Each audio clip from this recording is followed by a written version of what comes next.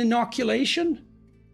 Yeah, I think it is. I mean, just going back to your earlier comments about postmodernism, it struck me when postmodernists say that everything around us is about power and the abuse of power. Ironically, it gives the postmodernists license to abuse power in the treatment of other people. So, for example, because I'm white, privileged, and God help me, in Oxford, nothing I say about, let's say, colonialism is to be taken seriously, because, of course, it's only a rationalization of my social or political interests. And so my critics never take what I say seriously, don't listen to what I say, constantly misrepresent what I say, constantly do me injustices. But it's justified because they're in the right, and I am clearly motivated by unjust power. Ironically, of course, they are abusing power themselves, but they don't see it. So it's often struck me that one feature of, for want of a more scientific term, the social justice crusade is that it is a kind of Christian heresy, a heresy being a kind of unbalanced form of Christianity. Because on the one hand, the social justice warrior has certainly got the bit about the moral ire of the Old Testament prophet. They got that bit.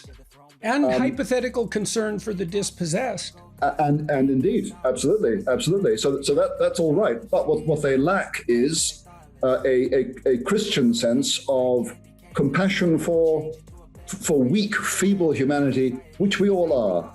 We're all crooked, and this sense that the line between good and evil runs right down the middle of every one of us. So therefore, no Christian can regard someone who's done wrong as simply subhuman or of another kind than themselves, because we're all sinners. And it's that sense of universal common sin that generates the obligation of compassion, even for the wrongdoer. So does that mean technically then that you judge someone's character by how they treat their enemies? I mean, that's a fundamental Christian claim. It's, and you know, because I do believe very frequently that people who say the central animating spirit of civilization is power is a confession and a desire, both at the same time. That's interesting. Yeah. I really believe that. And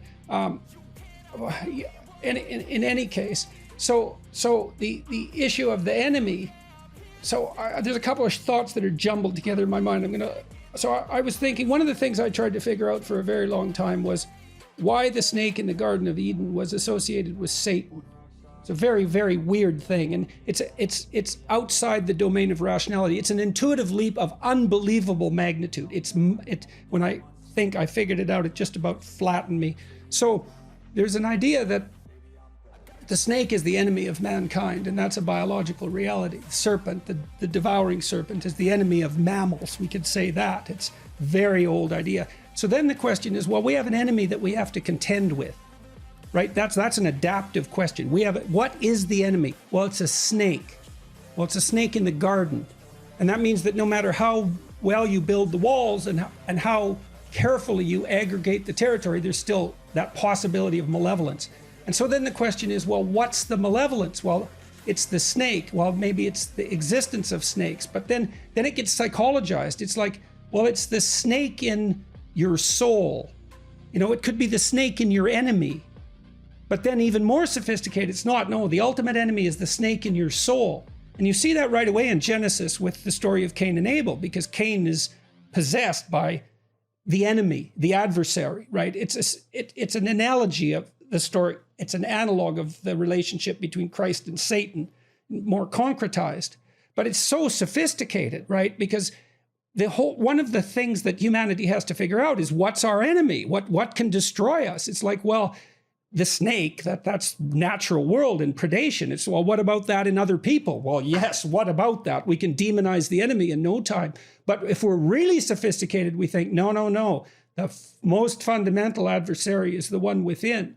And then that also offers the opportunity of something like a romantic adventure, because you can tell young people, overthrow the oppressive patriarchal tyrant.